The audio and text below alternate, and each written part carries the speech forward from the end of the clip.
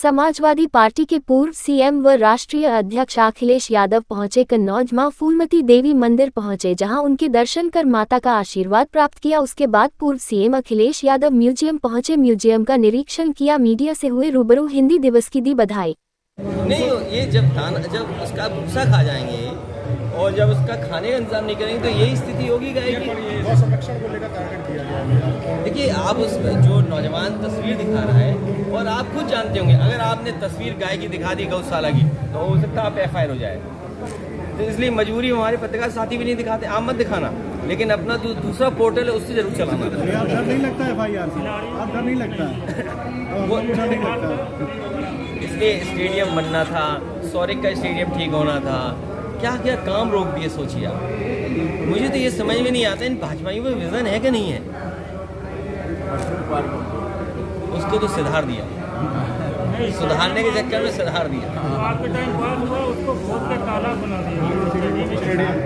क्या बताएं हम आपको, सब बातें आप जानते हो, इसीलिए जनता भी जान गई है। डीजल, पेट्रोल, खेत की बर्बादी, सांड का घूमना, गायों का मरना, नौकरी न देना, बेरोजगारी न। और देखिए, हम पे आरोप लगाते थे बीजेपी के लोग कि यादव है, मुसलमान है, उसकी जान जाती है तो हम ज़्यादा मदद करते हैं। बताओ, बलवंत सिंह मर गया है, उसकी मदद क्यों नहीं कर रहे?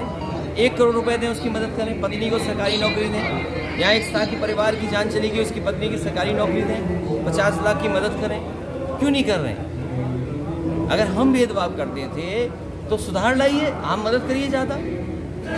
क्योंकि ये झूठ पर या गुमराह कर करके राजनीति करते हैं। आज तो दिखाई दे रहा है ना, मुख्यमंत्री जी की खुद जाति के लोगों की हत्या हो गई, उसमें नहीं मदद कर पा रहे, तो काहे के मुख्यमंत्री हैं? और दूसरों पे आरोप लगाते थे कि वो ज़्यादा मदद करते हैं। अरे आपको किसने रोका? आप मुख्यमंत्री हैं, मदद करिए।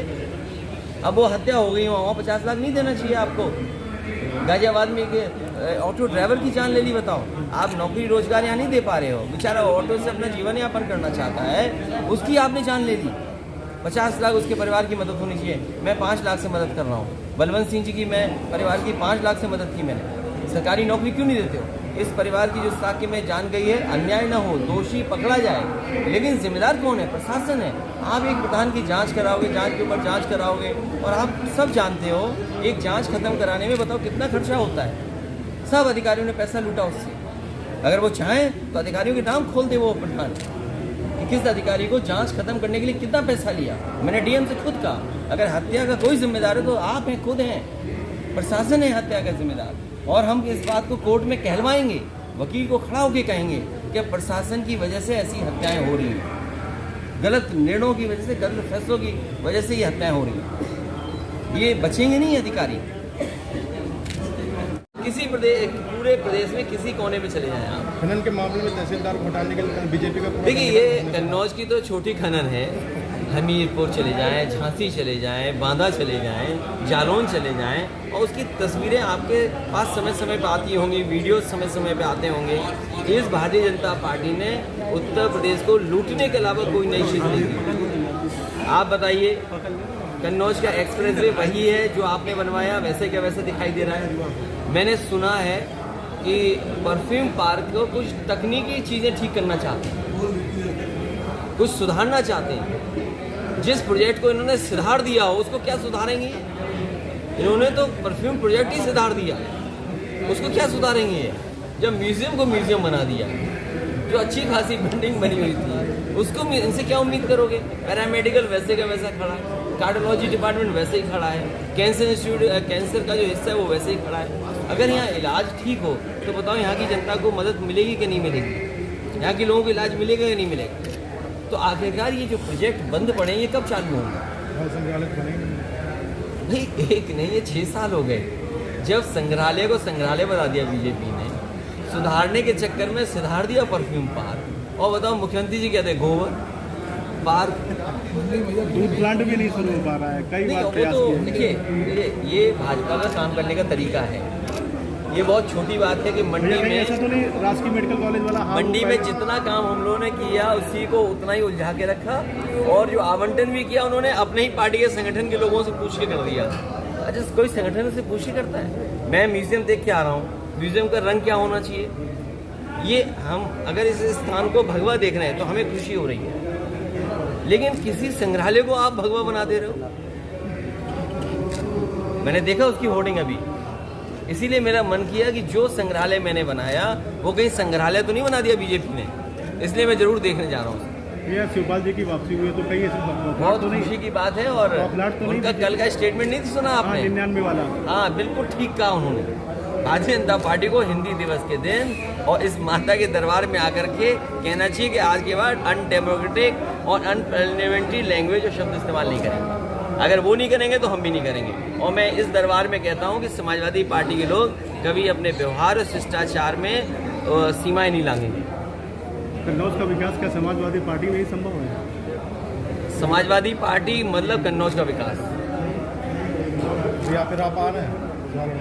आ रहे नहीं आ रहे, जनता किसको ला रही है। और मैं आपको बता रहा हूँ इस बार भारतीय जनता पार्टी को लाखों से हराएंगे। हिंदी दिवस पे अपनी भाषा को बदल देना चाहिए, भाषा को डेमोक्रेटिक बनाना चाहिए और भारतीय जनता पार्टी को किसी के पीछे खड़े होकर के वॉर करने की आवश्यकता नहीं है।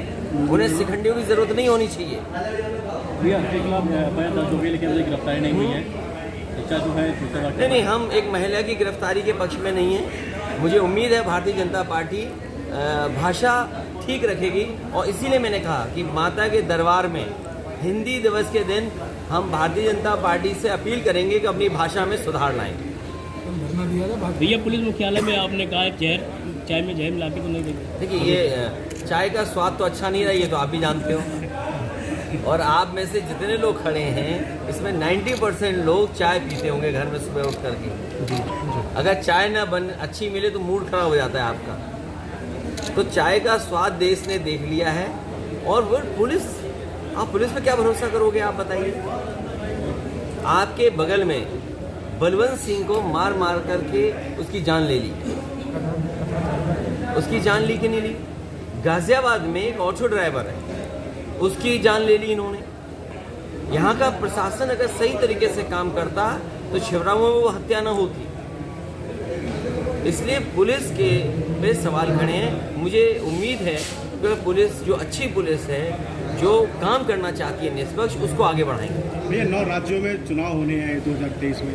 कि वो चुनाव जो हो ना हो, हमें ये पता है कि कन्नौज का विकास रोका है भारतीय जनता पार्टी। भैया आज हमने कन्नौज का विकास भारतीय जनता पार्टी ने रोका है और कन्नौज की जनता पुनः विकास से जुड़ना चाहती है। और माता के दरबार में इसीलिए आया हूँ कि माँ से कामना करता हूँ कि कन्नौज का विकास तेजी से बढ़ाए। भैया जिस प्रकार से आपने पहले इशारों में कहा था कन्नौज चुनाव लड़ेंगे, आज आप देखिए, कन्नौज कोई समाजवादियों का क्षेत्र आज का नहीं है। डॉक्टर राम मनोहर, नेताजी, मैं खुद, डिम्पल यादव, यहाँ की जनता ने चुना है। और जितना विकास आपको दिखाई दे रहा है ये समाजवादियों की देन है। अब मैं ये चाहता हूँ, यहाँ का आज रास्ते में मैंने म्यूजियम देखा, मैं अभी कार्यक्रम एक कर लूँ उसका म्यूजियम भी देखने जाऊँगा। मुझे किसी ने बताया है कि भारतीय जनता पार्टी की अनदेखी के कारण म्यूजियम बन गया है। मतलब म्यूजियम की भी संरक्षण की जरूरत पड़ेगी। अब नहीं, शुरू नहीं हो पाया म्यूजियम की और बनाना पड़ गया। संग्रहालय बन गया। बाल संग्रहालय की बिल्डिंग भी देख लीजिएगा। बाल संग्रहालय की बिल्डिंग भी देख लीजिएगा। अगर उत्तर प्रदेश में जहाँ गलत काम हो रहे हैं आप अगर परत उठाएंगे वो भारतीय जनता पार्टी के लोगों को पाएंगे आप।